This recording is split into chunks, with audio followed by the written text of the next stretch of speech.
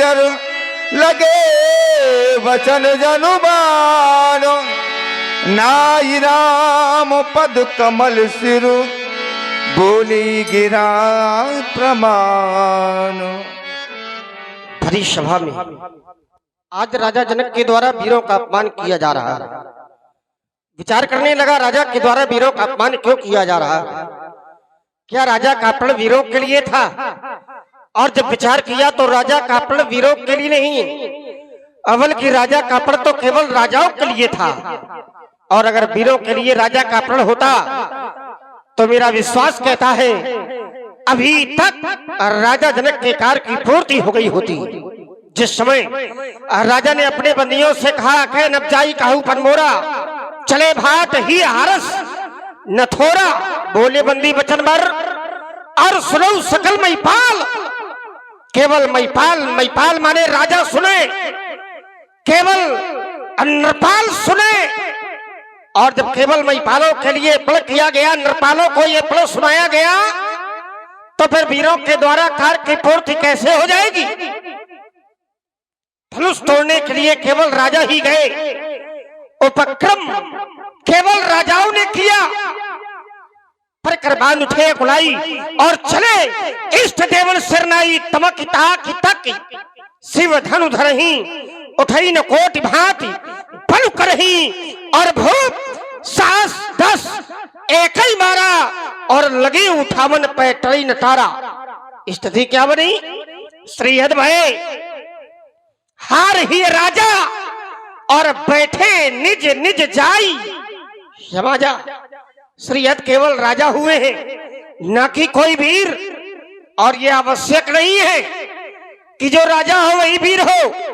अरे वीर तो कोई भी हो सकता है, और वीर एक बालक भी हो सकता है। वीर तो हम भी हैं, पर उस संग रहो वीर। लेकिन राजा का कार्य वीरों के लिए नहीं बल्कि राजाओं के लिए था।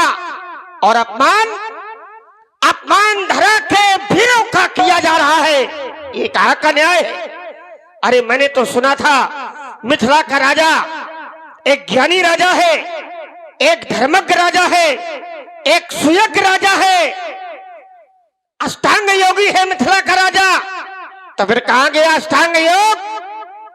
कहां गया राजा का ज्ञान?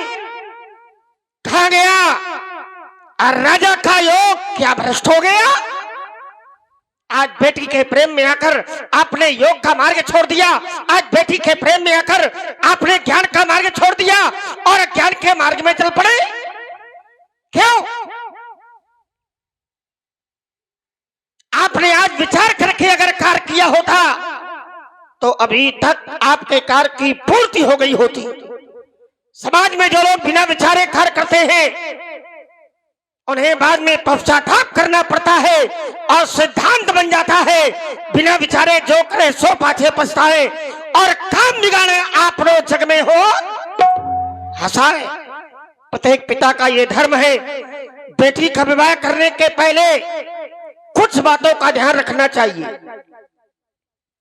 सबसे पहले पिता को घर देखना चाहिए, घर हमारी बेटी के योग्य है या नहीं है। इसके बाद वर देखना चाहिए, वर बेटी के योग्य है या नहीं है। और जब घर वर दोनों योग्य मिल जाए तो फिर कुल देखना चाहिए, कुल हमारी बेटी के अनुकूल है या नहीं है, कुल में कोई दाग तो नहीं लगा। और जब कुल भी अनुकूल प्राप्त हो जाए तो सिद्धांत कहता है एक बार बेटी की इच्छा को जानना चाहिए। और जब बेटी की इच्छा अपने अनुकूल प्राप्त हो जाए, अपने अनुरूप प्राप्त हो जाए, तो फिर आचार मत कहता है कि जो घर भर कुल होए अनुपा तो करिए विवाह सुता अनुरूपा। आपने ऐसा किया? क्यों नहीं किया? करना चाहिए योगी राज जनक। और आपने कह दिया ये धरती वीरों से विहीन हो गई। अरे जब दिन धरती से वीर समाप्त हो जाएंगे अब दिन ये धरती अरासातल की ओर चली जाएगी।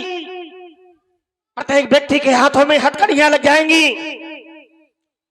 प्रत्येक व्यक्ति के पैरों में बेड़ियां पड़ जाएंगी और प्रत्येक व्यक्ति कारागार में डाल दिया जाएगा। विचार नहीं किया? अरे इस राजसभा में हमारे जैसा कोई अर्गवंशी अवतंशी भी होता है और वहां पर ऐसे वाक्यों का प्रयोग कोई नहीं करता। अरे रघुवंशन माजा को है समाज कहन कोई ये कही जनक जस अनुचित वाणी। अरे विद्वान ये रकुल मर जानी सोमहन कुल पकड़ भानु कहूं स्वभाव ने कछु आई मानू।